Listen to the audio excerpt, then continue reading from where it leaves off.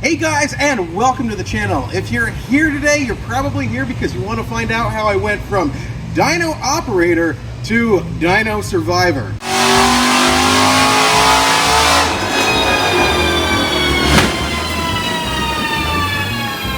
We're going to find out what exactly happened. I'm going to go through some of your comments, which some of them are pretty nasty, and some of them were pretty funny. The funniest one that I found, which I want to put in front of all the other ones, was one that said, I thought that was Cheeseburger Randy for a second. I was like, what the heck is that? I Googled it. You're right. It's not him, but it was me, and that sucks. I feel really bad about myself now. But let's get on to the video and start with what happened, and then we're going to move on to other questions. So first, I think we should start off with what actually happened. As you guys probably noticed, there was a bunch of transmission fluid on the floor. And if you look closely during the pull, you're going to see what appears to be sparks. But when you zoom in on it, what you're going to find is that's actually the tail shaft or the housing of my transmission falling apart. That's metal falling. That's not even sparks falling. That was metal falling because this piece decided to disconnect. Yeah, it's disconnected. It's not supposed to be disconnected, but it is. The transmission itself over here is showing some significant signs of wear. And significant signs of wear, I'm joking, it's like this thing was just a catastrophic failure. There's actually not much that I can tell from this guy. So what we're gonna do to get as many answers as possible here is I'm going to send this out to my friend Tim King. He's in Ohio, TK Transmissions. He builds a 10-speed. Well, he built the 10-speed that was going to go in this before we didn't make it to Camaro Fest. So he's going to rip this apart and see if there's anything in here that makes sense of the failure. However, when I was talking to him, what we found out is that there seemed to be a handful of other people that have had this same exact failure.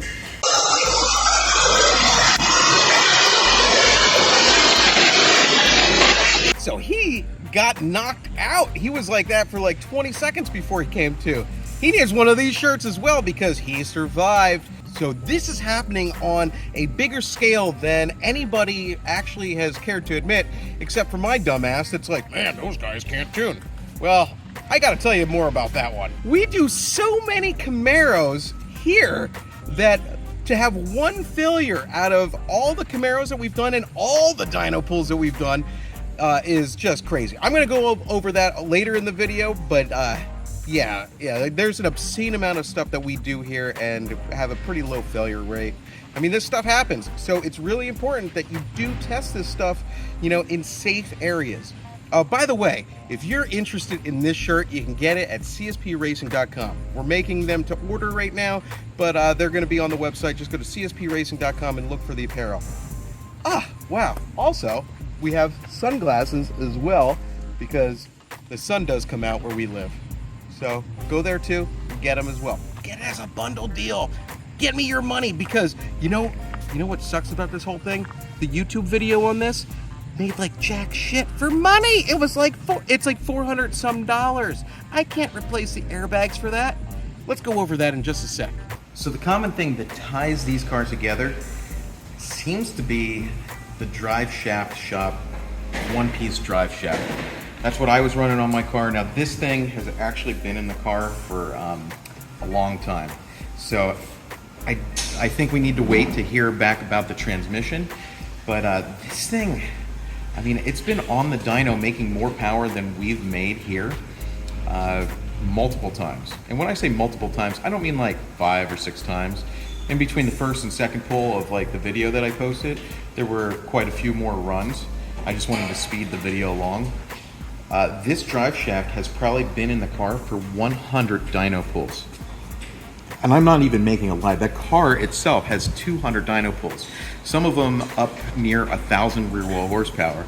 I think the highest that I'd done on this was 970 rear wheel horsepower. When we only made 830 and the transmission failed, it was kind of like, that doesn't really make sense. Started looking at this, seeing if like any weights came off or anything like bent.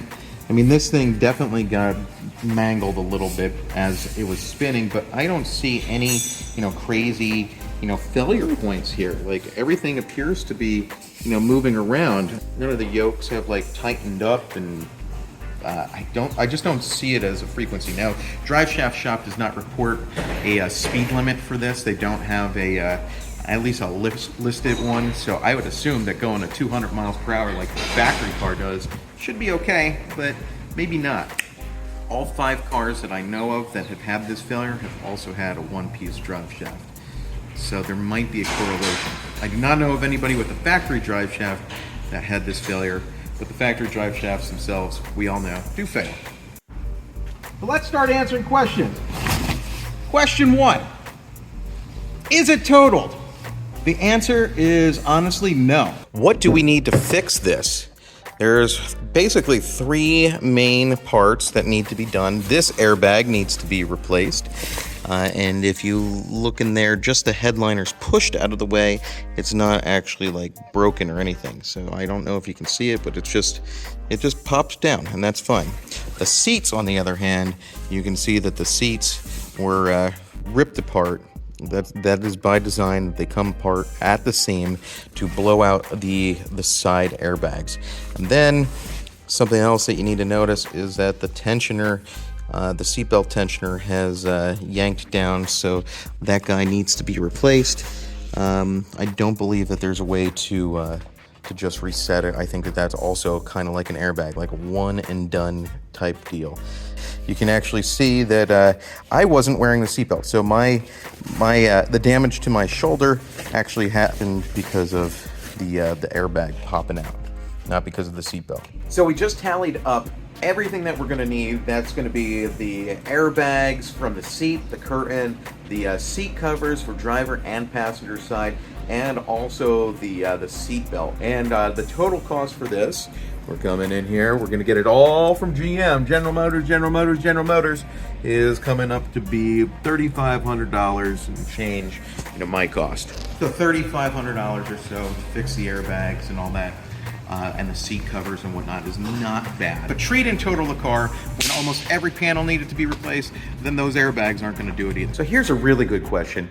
Who covers something like this when it happens during tuning? Like I think that was an incredible question because nobody wants to be responsible for it.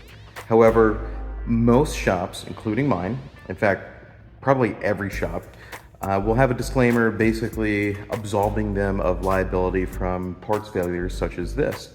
Now, in this case, I'm the owner of the car and the business, so I'm ultimately responsible. In this case, if I was just a customer, you're gonna find that the customer would be responsible. Some people made mention that this was a fuel fire. It was not a fuel fire. This was a transmission oil fire. That's what happened after the transmission went boom. The oils, the trans oil is hot, and going on an even hotter exhaust just ignites it. Once it hits the flash point, that trans oil just goes up, and it is crazy. It's really, really crazy. Obviously, it's crazy. It was crazy enough that we needed 2 fire extinguishers in order to put out the fire. So at this point, what kind of upgrades are we gonna do? Well, luckily, I already had some of these upgrades already planned. We just did the port injection, and that's great. But in terms of the transmission, over here in the little corner here is actually a Tim King built transmission. I had bought this transmission for a customer and ended up making some changes to the build. And this one, all I had to do is change the valve body out. Is there anything that you can do to prevent something like this happening? Don't mod your car. That's probably the easiest one, but that still is not a guarantee. These cars come with warranties, but there are failures. Engine failures, transmission failures. I mean, heck, look at the C8. The C8 has transmission failures. Not this one yet, but who knows? It could be coming. The 10-speed, on the other hand, is very robust. I actually had, quite a bit of power going through this thing. So it does seem like there might be a correlation with the DSS drive shaft. Not 100% sure, but it's something that we're gonna keep an eye on. I've had so many cars on the dyno. There have been failures on the dyno because we do a lot of cars. In fact, this is only 1/3 of the shop. We have, quite a bit going on right here. This is our new labor side of the shop. We have basically 2 dyno rooms because we have 2 dynos. And between the 2 dynos, we have an obscene amount of dyno runs with just Camaros alone. I don't think that people realize how much work we do. They think that this is like a one-off and they're like, I never take my car there. I mean, that's okay. You don't have to take your car there. Nobody's twisting your hand. We certainly have a lot of customers, and most people aren't gonna have a failure like this. This is one run of 200 that are on the car, on the dyno. And of Camaros, this is an even crazier number. This is one of 7,510 dyno runs that are just Camaros. Of 697 Camaros. It's a pretty low failure rate. Of all of Chevy that I've dynoed, it is 15,979 runs and 1,500 cars. And of all the dyno runs that I still have recorded, it is 21,280 dyno run files.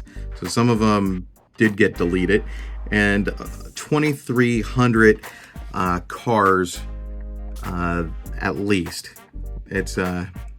That's pretty crazy. And this is the first one that like had such a failure.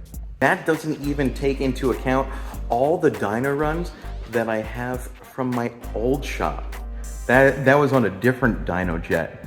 That was the 248. So there's even more that I've done. So the percentage of that is basically nothing. It is 0.00%. So the chances of something like this happening on the dyno are very, very slim. However, this is what I call catastrophic. Catastrophic as completely unrecoverable. Most times what people experience on the dyno is something that you might need an engine rebuild. You may need the trans rebuilt, but it's not throw everything away. So I hope that helps explain some of the risks of dynoing or modifying your own car. Basically, if you can't afford to fix it, you probably shouldn't do it. So I'm gonna leave you with one last thing. One of my favorite comments of the stupidity that I heard on the channel was somebody saying that we'll never be able to sell the car, like because of this. I broadcasted a tree falling on my car. A tree falling on my car at my shop. And named the car the ZL1, showing all the damage. And a subscriber and customer bought that car. I don't think that I am ever gonna sell this car, but I will tell you right now, I'm not afraid that if I need to sell it, that it will like be unsellable for some reason. Yes, the car has a history. It is the ZL1 plus.